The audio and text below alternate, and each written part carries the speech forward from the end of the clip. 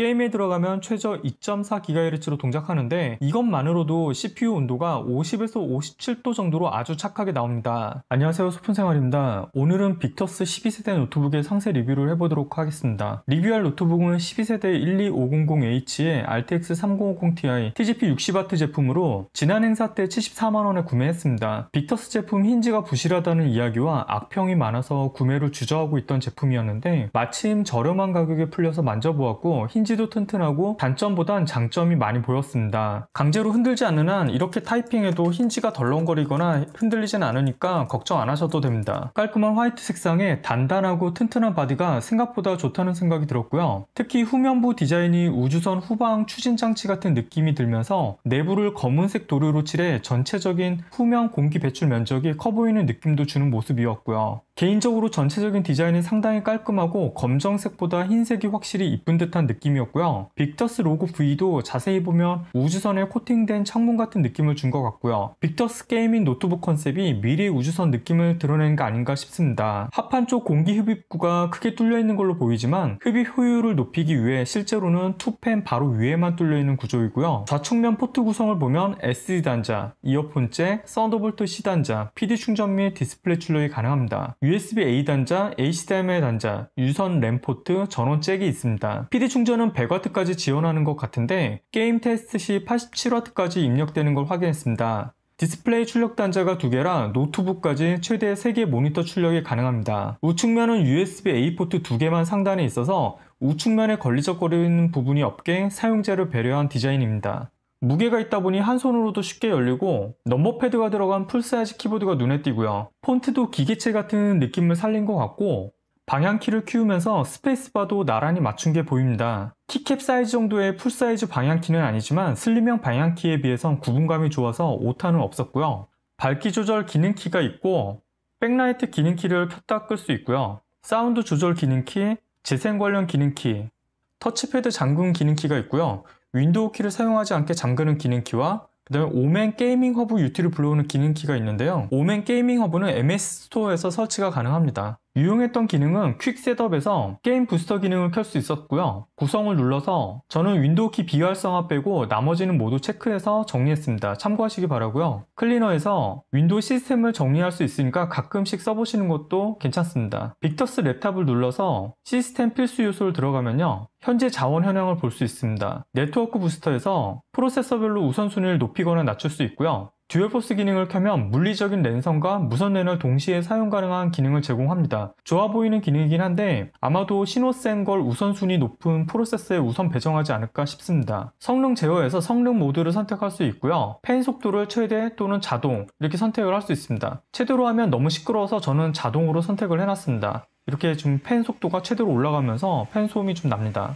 다시 키보드로 돌아와서 이 계산기 단추는 누르면요. 계산기가 바로 열립니다. 그리고 맨 오른쪽 PRT-SC는 프린터 스크린의 약자인데요. 화면 캡처 단축키입니다. 이거 한번 누르고 그림 편집 같은 걸 불러온 다음에 붙여넣기를 하면 이렇게 들어가집니다. 직접 오멘 게이밍 허브 프로그램을 사용해보니까 HP 제품 소프트웨어가 직관적이고 에러도 없고 완성도가 상당하다는 걸 느꼈습니다. 300니트 액정의 sRGB 100%로 색감도 너무 좋고 자연광 상황에서도 밝기도 충분했습니다. 쿨링팬도 촘촘하고 히팅 파이프도 두툼하고 UV 발열 해소를 위해 방열판을 덮다시피 깔아놓은 게 참 인상적이었고 실제로 발열 효과도 상당히 좋았습니다만 최대 팬 속에서 소음이 좀 심합니다. 소음도 테스트도 뒷부분에 꼼꼼하게 준비했으니까 이따가 같이 볼게요. DDR5 4800MHz 8기가 2개 슬롯에 총 16기가가 들어있어서 저렴한 가격에 혜자다라고 생각을 했는데 거기다가 SS 슬롯 2군데에 구리 방열판을 기본 옵션으로 넣어놨더라고요. 와, 대박이라고 느꼈죠. 그래서 테스트를 해보았는데 기본 슬롯 자리가 젠4 PCI 4.0을 지원해서 깜짝 놀랐습니다. 이 자리가 젠4를 지원하거든요. 노트북 스펙에도 젠4 SSD라는 게 문구가 없었어요. 그래서 기본 SSD도 젠4여서 읽기 쓰기 값이 너무 잘 나왔고요. 방열판 덕에 테스트 시 51도밖에 안 나왔습니다. 지난번 방열판 없는 젠4 온도가 83도까지 올라간 걸 보았기 때문에 51도면 정말 착한 온도입니다. 아쉬운 건 두 번째 슬롯은 PCI 3.0 슬롯이었고요. 혹시나 하고 넣어본 젠4 SSD 속도 테스트하니까 3.0 속도가 나오더라고요. 온도도 속도 덕분에 최대 43도 정도 나왔고요. 이 젠4 슬롯에 좋은 4.0 SSD 껴주면 최대 읽기 7000, 쓰기 7000 가까이 나올 테니까 있으니까 업그레이드 시 참고해 주시면 될 것 같습니다. 그리고 스피커가 좌우에 있는데 이것도 생각보다 괜찮은 걸 껴줬더라고요. 제가 막귀라서 참고만 해주시고 소리 한번 들어볼게요.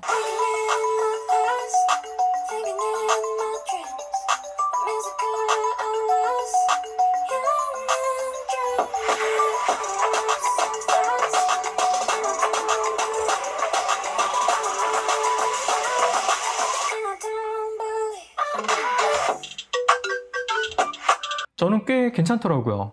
배터리는 4셀 70Wc인데 배터리 측정 방법은 300리트 100% 밝기에서 표와 같이 테스트를 해서 약 5시간 정도 사용되었습니다. 문서 사무 작업만이라면 배터리 없이 4시간가량은 저와 같은 세팅으로 버틸 수 있을 듯 합니다. 10분 동안 충분한 CPU 가부하를 주는 시내 23 테스트 결과는 싱글 1604점, 멀티 1796점이 나왔습니다. CPU 최대 온도는 75도 정도 나왔고요. 최대 소음도 45dB로 괜찮은 온도와 소음들을 보였지만 전력이 초기에 111W 순간적으로 높아졌다가 온도를 낮추기 위해 44W로 스로틀링 걸리는 모습을 보였습니다. 그래도 점수는 준수하게 나온 편입니다. 파이어 스트라이크 그래픽 점수는 13722점, CPU 점수는 24791점으로 그램 RTX 2050 8800점보다 월등히 앞선 그래픽 성능을 보입니다. GPU 온도도 62도, 최대 전력은 60W대를 보여주었습니다. 타임스파이 그래픽 점수는 5217점, CPU 점수는 1701점으로 역시나 그램 외장 모델 3277점보다 상당히 높은 그래픽 성능을 보입니다. GPU 온도도 역시 45도로 착한 온도를 보였습니다. 실제 게임을 돌려보면 먼저 배그에서는 낮은 옵션 FHD에서 평균 212프레임, 하위 0.1% 102프레임으로 옵션을 한 단계 더 올려도 충분히 할만했습니다. 다이렉트 11 기반 오디세이에서는 평균 102프레임, 하위 0.1% 38프레임으로 괜찮게는 할만했는데 갑자기 프리징 현상이 생기는 일이 드물게 나왔습니다. 다이렉트 12 기반 바랄라에서는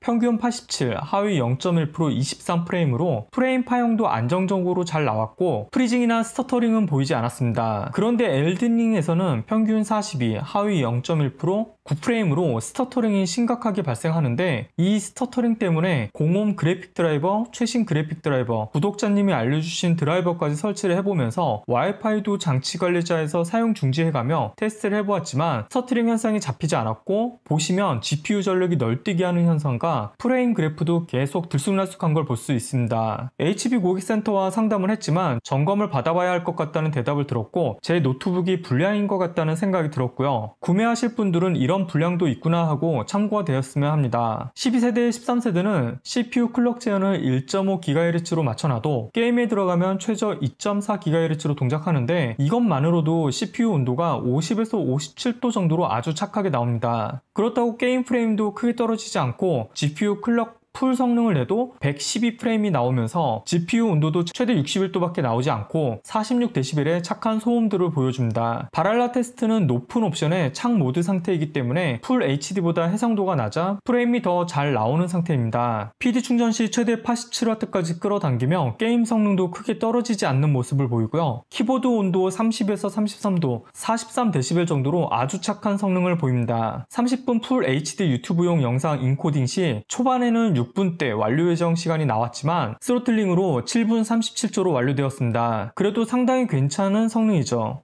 이번에 처음으로 HP 빅터스 제품을 만져봤지만 생각보다 디자인이나 성능과 기능성, 유틸리티 폼팩터까지 꽤 쓸만하다는 생각이 들었습니다. 저와 같은 스터터링 시 윈도우 업데이트 모두 마치고 랜카드 교체로 스터터링이 없어진다는 분들이 다수 댓글을 주셨고요. 불량만 아니라면 디스플레이, 게임 성능, 사운드 퀄리티, 편의성과 오멘 관리자 프로그램까지 두루두루 균형을 갖춘 노트북인 듯 합니다. 리뷰 결과가 도움이 되셨기를 바랍니다. 감사합니다. 다음에 또 볼게요.